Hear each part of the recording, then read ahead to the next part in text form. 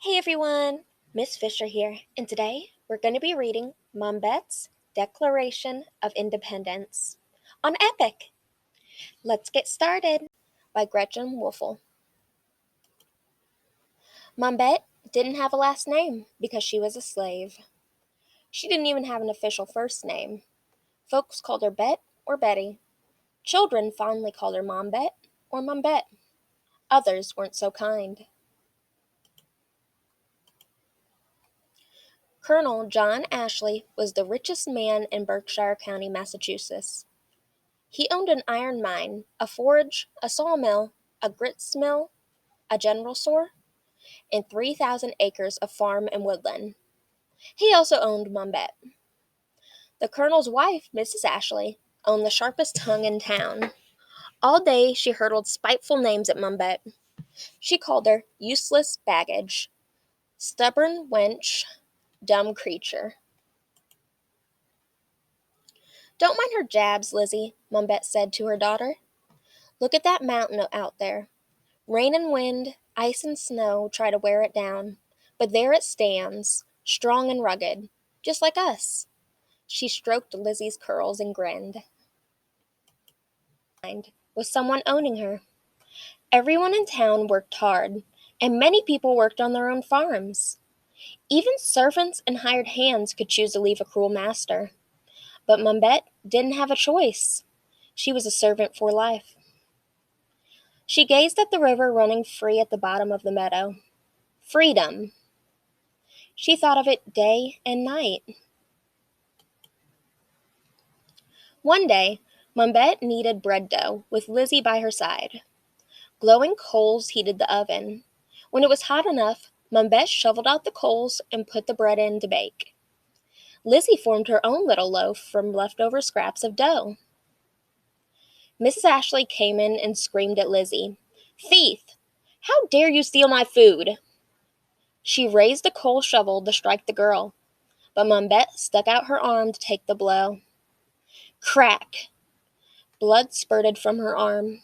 Lizzie shrieked. Mrs. Ashley stared. Mumbet wrapped a rag around the wound until the bleeding stopped. All winter long the cut festered, but she never covered it. The wound was her badge of bravery. Folks asked, "Why, Mumbet, what ails your arm?" "Ask Madam," she replied. Mrs. Ashley scowled. Mumbet's wound was her badge of shame. In spring, Mumbet watched the river break free of ice and flood the meadow. If only she could break free. If she could have 1 minute in her life just to say, "I am free." "Scrub that kettle," snapped Mrs. Ashley. Mumbet scrubbed and chuckled. Mrs. Ashley didn't own the river of thoughts that ran through Mumbet's head. Others were thinking about freedom too. Americans didn't like the laws and taxes Britain forced on them.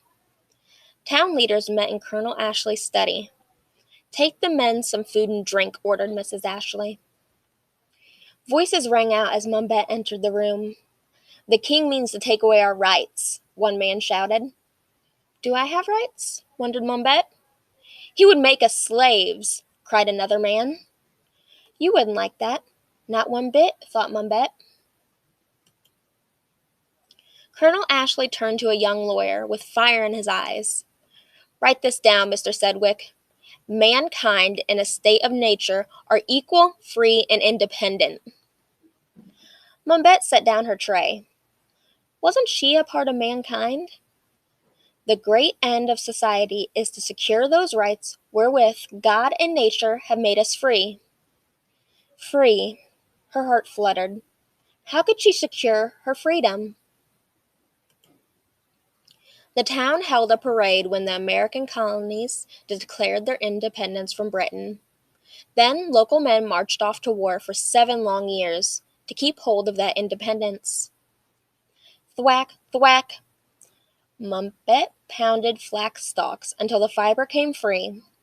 If she could have 1 minute of freedom, she would be willing to die at the end of that minute. Thwack. Just to stand 1 minute on the earth as a free woman. Thwack! Mumbet would be free. But how? The town held a meeting to learn about the Massachusetts Constitution, the new law of the land. Mumbet slipped into the back of the hall. She couldn't see over the crowd, but she heard well enough. All men are born free and equal. Mumbet wrinkled her brow. Was this law meant for her? The next day, she picked up a shopping basket, but she walked past the store. Mumbet stopped at the crossroads. Perhaps her plan would fail, and Mrs. Ashley would treat her worse than ever. She would take that chance. She would go to the young lawyer with fire in his eyes, Mr. Theodore Sedgwick. Mumbet, what are you doing here? He asked. Right then, she made her declaration of independence. I want to be free. I've got a right to be free. Mr. Sedgwick's eyebrows shot up. What gives you such a notion? The new Constitution says so. All people are born free and equal. Mumbet replied, I am not a dumb creature. I deserve my freedom. Mr. Sedgwick rubbed his chin. I don't know. You wrote those freedom words at Colonel Ashley's house, she said. Do you believe them? Her blazing eyes met his. Of course, but that was not the law. The new Constitution is the law. Mumbet folded her arms. Yes, but...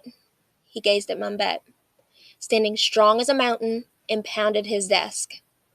We will go to court together and test the new law. But if we lose, I will be no worse off, Mumbet said. And if we win, I will be free. A few days later, a loud knock set Mumbet to the front door. Colonel John Ashley, said the sheriff, holding out a paper. Colonel Ashley read it and exclaimed, Give up, Mumbet! She's my property! You know that! You refuse? Asked the sheriff. Of course I do! Good day then, Colonel, said the sheriff. Mrs. Ashley slammed the door. Mumbet hid a smile. Her fight for freedom had begun. Mumbet and Mr. Sedgwick entered the courthouse on a hot August day. The room was crowded with their neighbors. Colonel Ashley argued that he had owned Mumbet for many years. She was his servant for life. Mr. Sedgwick argued that even though people owned slaves in Massachusetts, no law had ever made it legal. Now the new Constitution made it illegal. Mumbet was not anyone's servant for life. The jury and judge thought it over and agreed. Mumbet was free, and so was Lizzie. I suppose I'll have to pay you wages now, snapped Mrs. Ashley. No, you won't, said Mumbet. I'm quitting your house forever. Mumbet returned to the courthouse one more time to choose two names for herself. From that day on, she was Elizabeth Freeman, and for the rest of her long life, she lived free as the river and strong as a mountain. If you'd like to read more about Mumbet, you can read this author's note by pausing the video.